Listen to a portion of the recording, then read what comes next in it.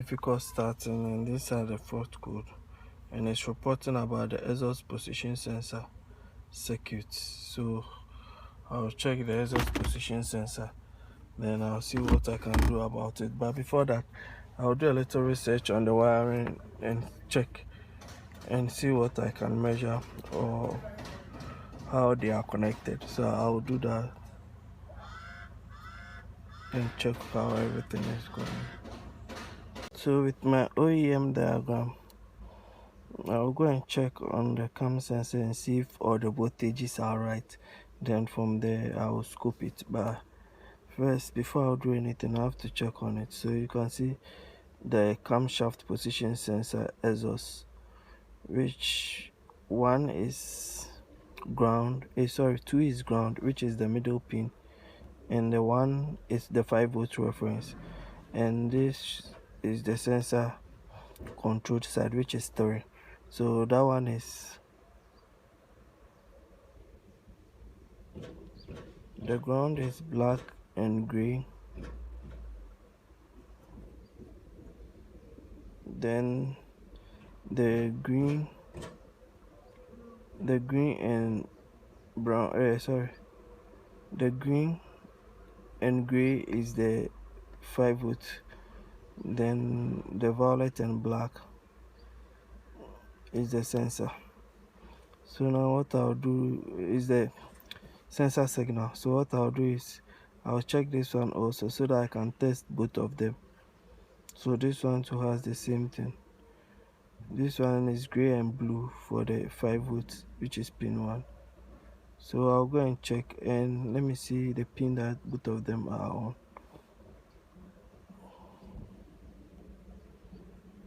Which is the X2, which is the middle socket. So I'll go and do that check and continue my diagnosis. So the key is on. I'll go and check if I can find my voltages right. So while the pin is on, there is the exhaust. There is the exhaust camshaft. You can see the exhaust here. So I'll turn on my multimeter and see if I'll be able to measure the 5 volts. So this is my multimeter. So then you can see the wiring colors, violet and black, then black and gray, and brown, green and gray. So that means I have to check my 5 volts, and I'm getting 5 volts. So that means that's the sensor side, and I'm getting ground to be 0. Then this is my 5-volt reference side, and I'm getting this figure, almost ground. That means it is short to ground or something. It is short to ground. So let me go the cables and see. Okay, so I've taken out the intake one also. So with the intake one, I have to get 5 volts on both sides. So 5 volts, and the other end also 5 volts. So that means I have to trace the 5 volts or the cable coming to this. So I have to take out the second wire, the middle connector, and trace it from there. So now what I'll do is, because I'm getting the 5 volts on the intake and not getting it on the exhaust, you can see my multimeter is working. So I've set it to continuity, and I'll be testing the sensors and see. So first plug it in this and test, and with that one, that's pin 7. So let me count the pins: 1, 2, 3, 4, 5, 6, 7. So let me plug it in 7, and if it is not here, it will be, let me change the pin and see if I'll get. So yeah, so that means I'm getting continuity. So as they said, 6 is the second one. So let me check on 6, and I'm not feeling anything, like it's empty, because when I I put it on 7, the 6 I don't feel it like putting it. So let's say pin fitment. So the moment I try, I feel something, right? Like you can feel the thickness, but when I put it at the 6, I don't feel anything. So when I put it at the 6, I don't feel that thickness like I feel in 7. So you can see when I put it at 7, yeah. So I think it's pin issue. So what I'll do is I'll try and test the pin fitment issue. So I'll plug it here. I'll plug it. I'll plug it on this side. Okay, and see if I can get the connection. So I'm not getting it. 1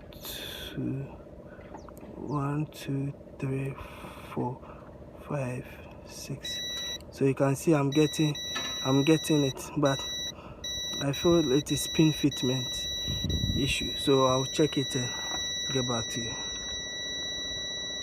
So you can see I've taken the sockets out, and when you count sorry, when you count 1 2 3 4 5 6, and you can see the same. So you can see that the seat one is a bit down than the rest. So I have to check why the pin is behaving that way and fix it and plug it back and see if I'll get my 5-volt reference back.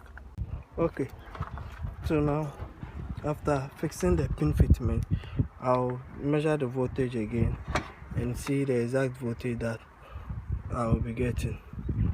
So measure the voltage on this one first, and I'm getting 5 volts. It's 5 volts. And measure this voltage also, and it is 5 volts. Okay, that one also is 5 volts. And also let me measure the green one that we're getting 0 volts, because I'm done with the connection and now we are also getting 5 volts. So you can see we are getting 5 volts.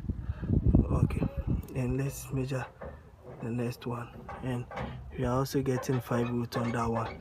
So now I'll fix it back and clear the fault code and call it a fix on that side. And the main purpose is the difficult starting, hoping it fixed the difficult starting, then I'll be good to go. So I did the adjustment and now I've plugged the socket back.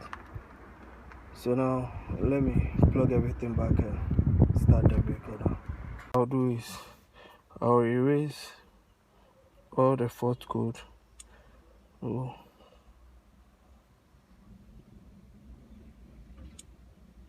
erase all the fault code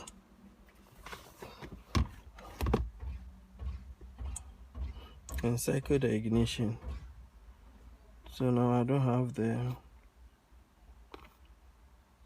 sensor showing up again. So we'll go back, cycle the ignition and start the vehicle. So we'll wait for it to turn on for some few seconds. Then it turns everything on. So now it turns on, and I read the fault code again and see if I'll get that exhaust cam issue. So if I don't get it now, I have to start the vehicle and perform the. So now the vehicle starts very quick, and turn it off and start it again. So now the vehicle starts very quick. So now that means I can perform my